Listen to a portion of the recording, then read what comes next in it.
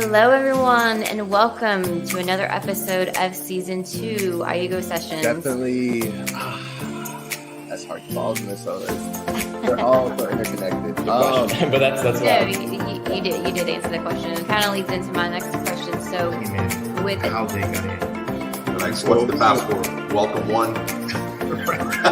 Password one, exclamation point with a capital P. Right. I mean, you were a great mentor. It's like, I had no idea I was your mentor. It's like, well, you always stop me, you always ask me questions, you always count. Dude, we've been busy over the last 27 years. So, for me. if you're asking the barber if you need a haircut, I'm going to tell you need a haircut, right? So I would say,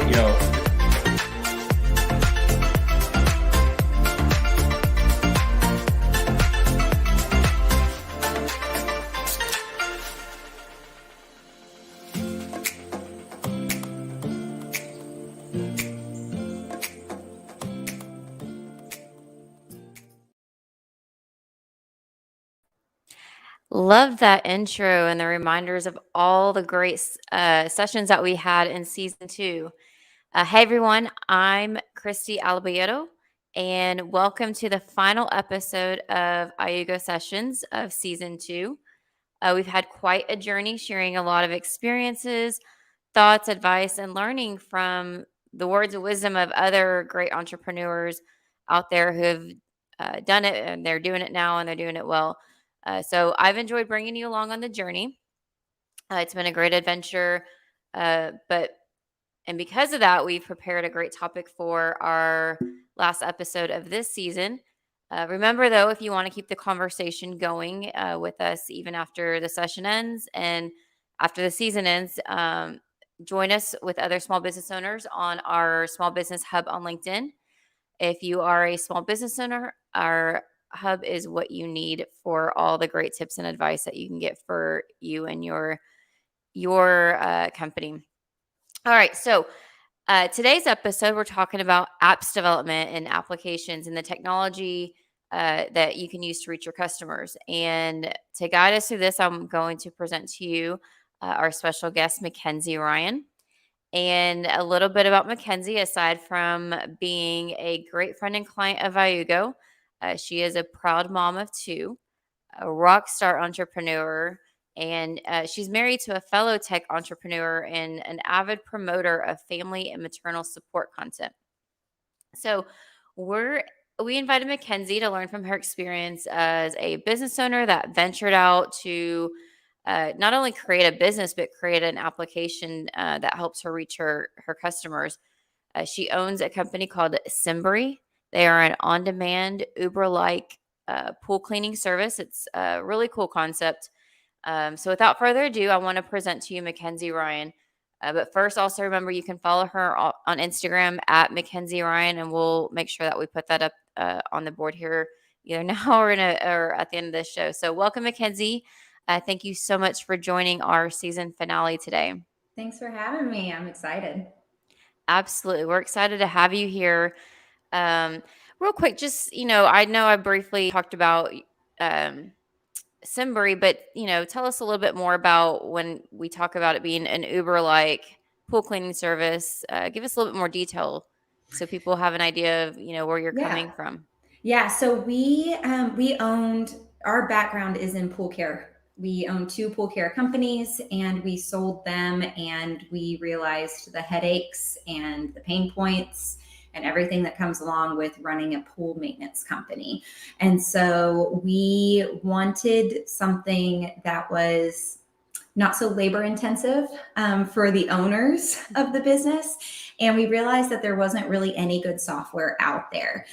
There was no good customer experience for pool owners. And so what we decided to do was sell our last pool company and really start to focus on something that was going to last us, our family, our business a lot longer, which is an app and software development. Very cool. Yeah. So was this something that, you had that aha moment to, build, change direction and focus on an application? Or did someone suggest it to you? Were you hearing a lot of feedback from clients? We didn't we didn't really have an aha moment as much as we realized we were running a pool company of, by ourselves with 60 clients. And then we grew to 250 clients, and we were working more with triple the amount of clients than we were with, just 60. We weren't making as much money. It just wasn't profitable.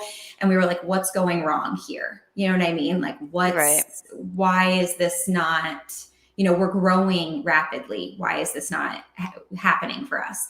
And we realized what we wanted for us and for our family, and what we wanted, frankly, for the other pool companies was something simpler and something easier. And we wanted something that, like I said before, was going to last our family longer than just a pool company that we was frankly just running us into the ground. Right. Yeah. So would you say that your customer are the owners of the pool service companies? Is that Yeah. correct? So we have two. This is important to lay out in the beginning. So we have the pool companies are our customers, but we refer to them as companies. But then there's pool owners who are the clients or the customers. So the companies buy software from us to give their customers an experience that is, elevated. Right. Very cool. Yeah. And no one's out there doing it, are they? Obviously, you No. find it when you had your own business, so Yeah. definitely makes sense that you build a solution. Yeah, we searched high and low, and we tried, we were running our business with 5 to 10 different softwares for client communication, invoicing, billing, team management, scheduling, all these different things. And we were like, why is this not combined into one? There's definitely good things out there to make it easier to run a pool company, but nothing that's all encompassing. And that was our main focus, was we wanted a customer experience, like I said, that was elevated, but the pool companies that a lot of times, frankly, just aren't tech savvy to be able to run their business smoothly and more profitably. Yeah, makes sense. So once you decided that, okay, we got to build something here. We need to build a solution. What did that process look like of starting to bring this idea to life? Okay, so 2 years ago, we started planning. We started like mapping out features. We started designing what we wanted it to look like, all of that good stuff. And it took us that long to build enough profit to be able to sell, to be able to fund, building an app. It's really expensive, it's really expensive. And so we didn't want to take investment early on. And so we grew another business to be able to fund it. But we only started building in May. And so after all that planning, everything kind of coming to fruition and like starting to really develop it, I was a little out of my element, like I had been running this service-based business that, was based around pools. And now we were talking about software engineering. And I was like, okay. Yep. So I know there's a lot of people with great ideas, and they have a lot of experience in the industry similar to yourself, but they don't have that tech background. I think a lot of people think, I'm not a developer, and I may not know a developer. How does that work when you don't have that tech background? What was your first step to, let's start making this happen? Our first step was Tim, actually, my husband, who's the co-founder, he taught himself to code. So he taught himself to code in 2 languages and wanted to have an idea. We thought initially, we're going to build this, he's going to learn how to code. I possibly was going to learn how to code. I was like, we're going to do this. Very ambitious. It was, and I didn't learn, full transparency. But we realized that just because he knew how to do some of it didn't mean we were the best person to be building it, And so we hired an engineer, and we really just started. I mean, if you're not from the tech world, it's very intimidating. And that's how I felt. Tim was very immersed in the startup industry. He was obsessed with it. but I was very intimidated. Honestly, one of the first things that we did was we started pitching. We just started like really getting down a pitch so that if anybody talked to us about it, we were confident we had answers.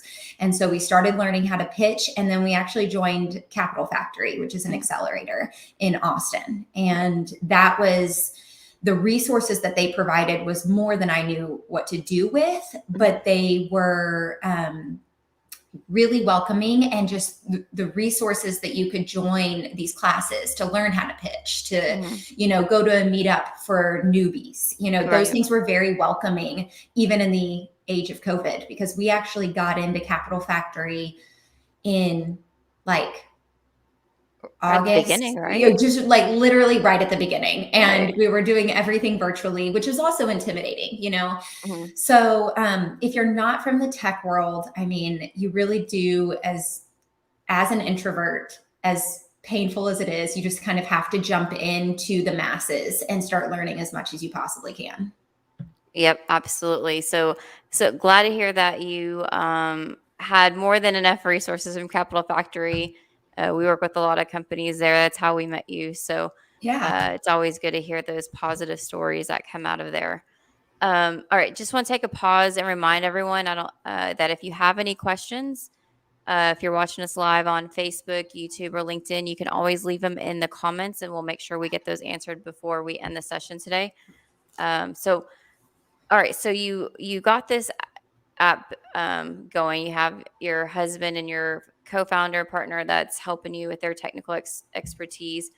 Did you get it in it? You did a lot of preparation. So was part of that also looking at what that customer journey looks like once the app does launch? Absolutely. So again, the companies that are buying from us, that was one experience we had to look at. That was a whole avenue that we had to make sure that the companies were able to run their business smoothly.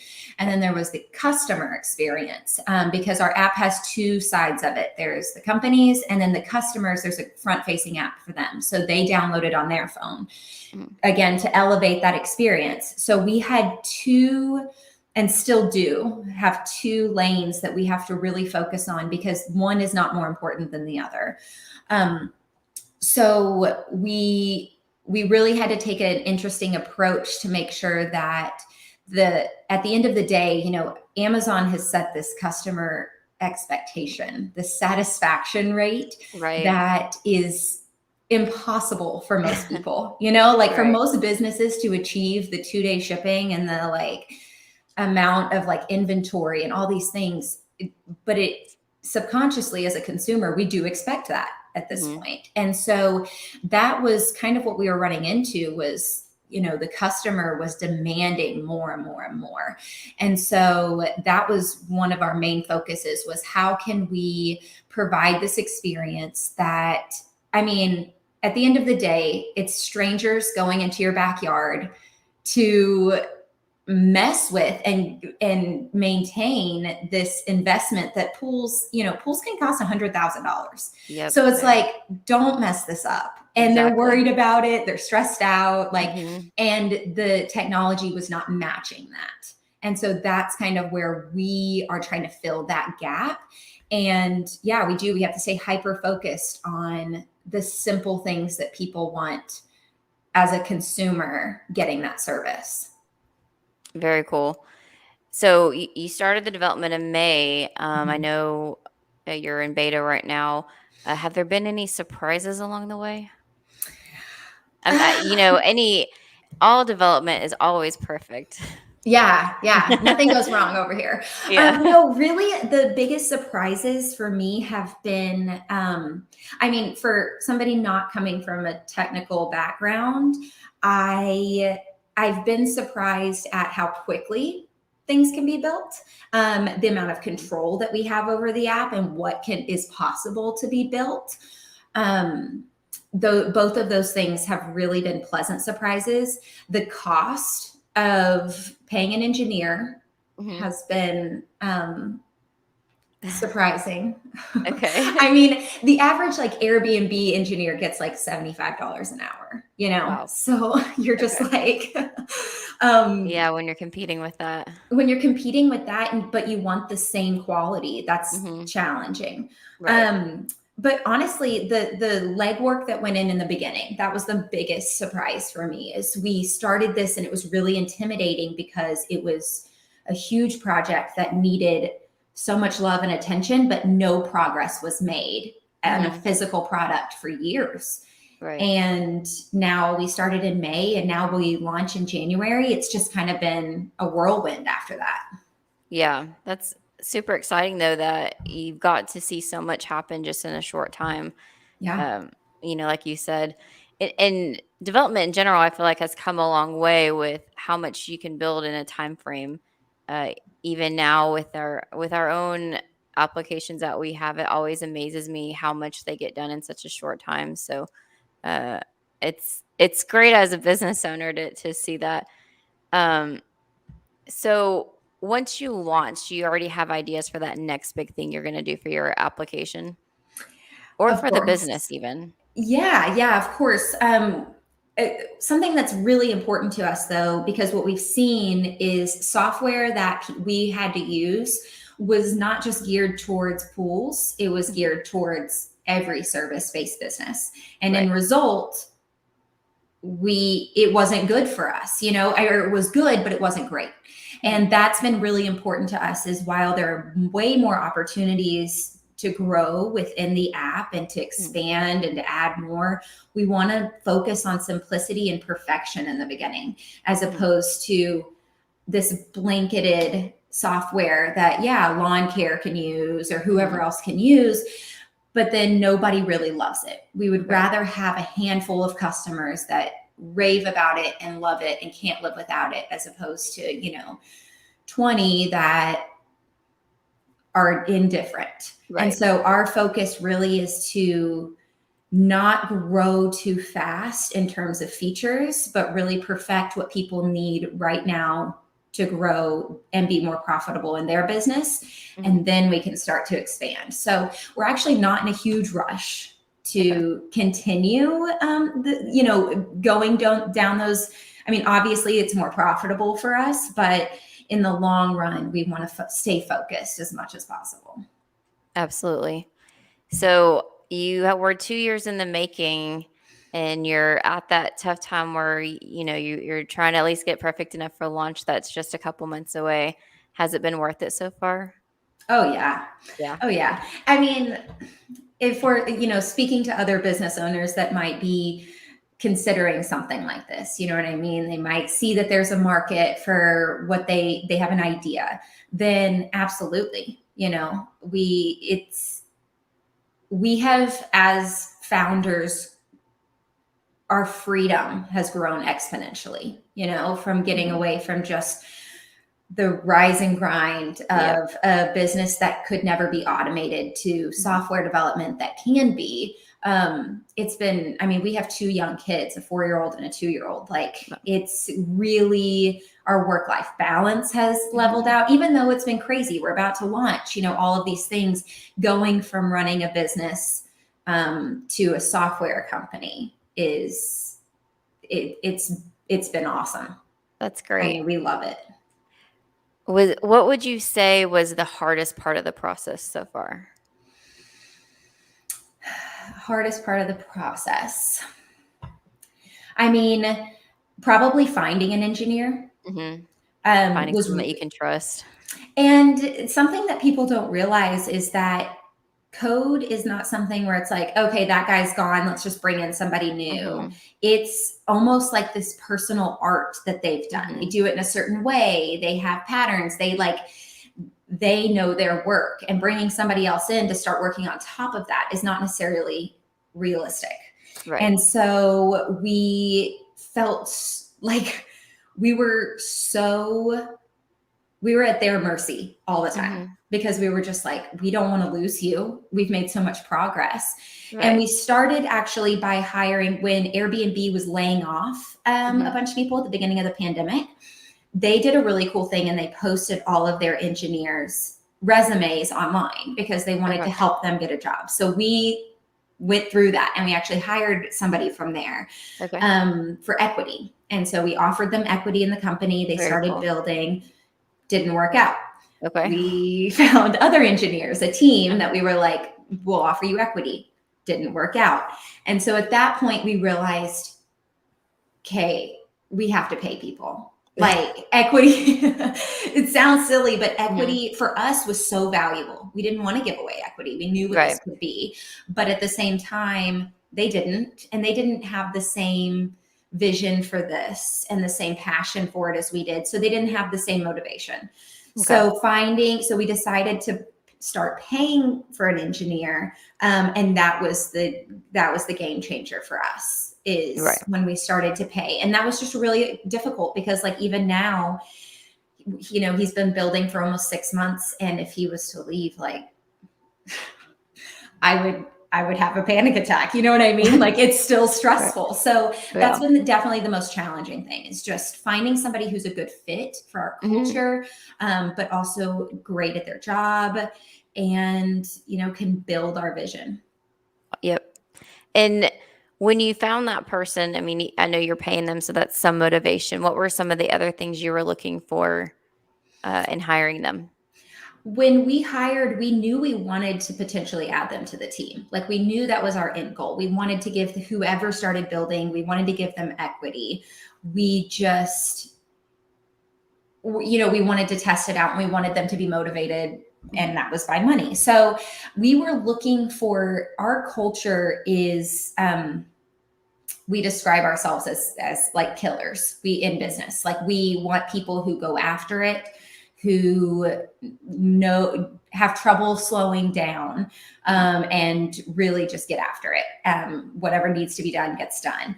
And we describe our team as a sports team as opposed to a family, because we say our love is conditional. and it is, if you're not carrying your weight, you're not on the team. And that's how sports team works. And that's how we want our team to work, is that everybody knows that. And so there's a mutual respect. So we looked for somebody who was a go-getter, and matched that culture. But at the same time, we, you know, the other side of our culture is empathy and respect. And we respect a work-life balance while we do get after it when it comes to work. That's really important to us, and to not compromise that is important to us. So we wanted somebody who we felt would be able to flow into that seamlessly if we did decide to extend that equity and try and have them join the team permanently. Okay. I like the analogy of a sports team and not a family due to that conditional love. Right? Because, yeah, you do have to pull your weight. Yeah. I'm going to kick you off the team if you're, you know, sitting on the bench the whole time while the rest of the team is doing everything else. So, yeah. And even if you, just because you used to be good at your job, or you used to, you know, you just kill it, then that doesn't mean that you're doing that now. And if you stop doing that, then you no longer have a place. And that's the big thing for us, is because we, you know, working as a husband and wife team, I mean, obviously our love is unconditional, but we wanted that to be clear, that it wasn't necessarily we hire family and we're just a family based. There's nothing against that, but that wasn't the intensity that we wanted to go after this app with. It's a serious business. It really is. It really is. Absolutely. So now that, you know, you went from having a services company to seeing that vision of, hey, you know, no one's doing this. Let me build it. Do you think that every business should be looking at ways to, you know, utilize technology, develop an application or something of the sort to reach their own customer base? I think that if you're experiencing a problem as a business owner, you're probably not the only one experiencing that. And that is meaningful, but that's not the only answer. That doesn't mean that the answer is not out there, that the solution is not out there. But I think it's important to remember, sometimes you can feel isolated as a business owner, feeling like this must just be me. What am I doing wrong? But that's not necessarily the case. It could be that there's not a good solution and you could be that solution. Now, I definitely don't think it's a blanket answer that everybody should, develop software, because majority of software companies fail. And that's probably because people go after it without doing research and having a clear vision. And so I think if you have a clear vision of what you want, and you've done the research, don't underestimate cold calling other people in your industry. That's what we did at the very beginning. Is we called 100 different pool companies in the United States, and we pitched to them what we wanted to build. And it was different in the beginning, what we wanted to build. And it literally led to a pivot in our company to where we are now, because people were like, no, we're not going to do that. Like, we don't want that. And we were like, okay, so this would not sell to people at all. And so I think that if you're a business owner, putting in the time and the effort to do market research and really lining out a clear vision for what you want. And if you can get to those steps and you still are confident about your idea, then absolutely. Yep. Then I absolutely think that that's something that enough people don't, go after and take advantage of. Yeah, absolutely good tips. You actually stole my last question about is where would someone start? And I think, you nailed it with doing your research, doing your market research, making sure that there's really a need, putting a plan together, because unless you're a developer, you can attest to this. It's very expensive to, build your application. So before you just throw all of your money into it, you definitely want to make sure that people are going to buy it, and that you're going to make money from it. Absolutely. And the truth is, and like, most people don't have money to be able to do this. Most small businesses are not profiting so much that they can go ahead and start paying a developer to develop an app. We were really fortunate and very strategic with how we sold our last business to be able to fund this. You know what I mean? Like, that was, otherwise there's no way we would have been able to do this without raising a round of funding, Right. Which we weren't ready to do. But we also probably wouldn't have been able to do it. We didn't have a product. We didn't have customers. We had customers of a pool business, but that didn't count because it was a totally different business.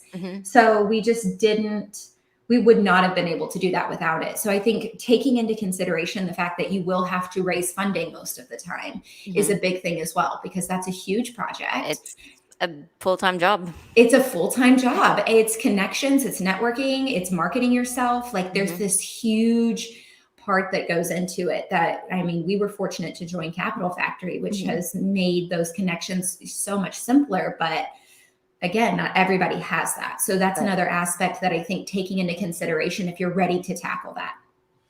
Absolutely. All great advice.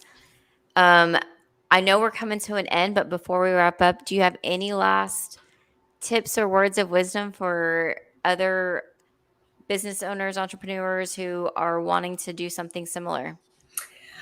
I think my advice to especially women in tech, here we go. Here's a specific niche. Women introverts that want to get into tech, because that was me. I wish that I could just encourage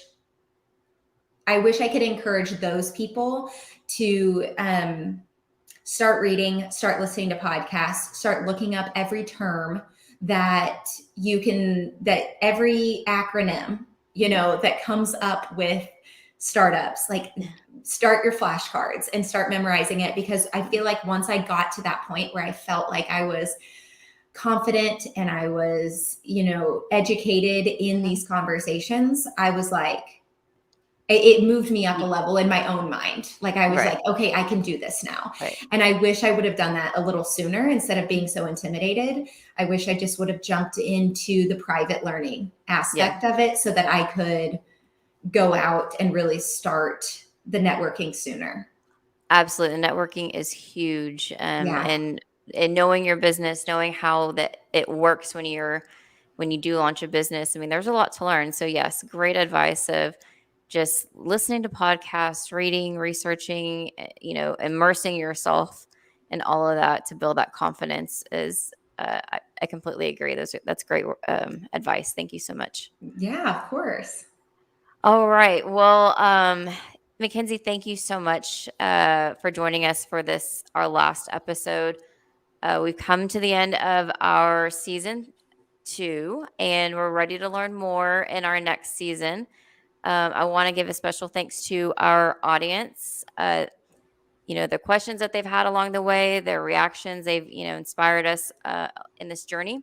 But remember to don't be a stranger. Join us on our Small Business Hub on LinkedIn. And as a final note, I want to invite you to visit our website, ioogo.com/webinars, and watch all of our episodes from season 2. If you haven't watched them, take the time to hear what other special guests like Mikenzie has shared with us. There's been tons of great advice that will definitely help your startup or small business. Find out about work ethic, how to keep your motivation levels high. Take some good notes because if you've had questions, I'm sure you'll find the answer in one of those episodes. Last but not least, I want to thank our guests that we've learned from, our viewers who have motivated us to look for answers to help continue to build a successful business of their own, and our team for making all of these episodes possible. So they did a really great job in organizing and finding these special guests that I get to talk to on a biweekly basis. So season 3, 2022 is coming next with more content and ideas for you and your business. So I hope to see y'all soon. Until then, bye.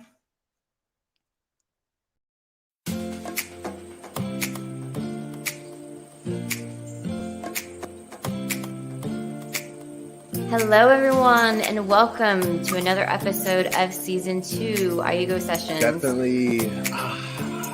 That's hard to follow this. So they're all so interconnected. But that's No, what you did answer the question. It kind of leads into my next question. So, with How they got in. Nice. What's the password? Welcome one. Password 1 exclamation point with a capital P. Right. I mean, you were a great mentor. It's like, I had no idea I was your mentor. It's like, well, you always stop me, you always ask me questions, you always challenge. You've been busy over the last 27 years. So, for me. if you're asking the barber if you need a haircut, I'm going to tell you need a haircut, right?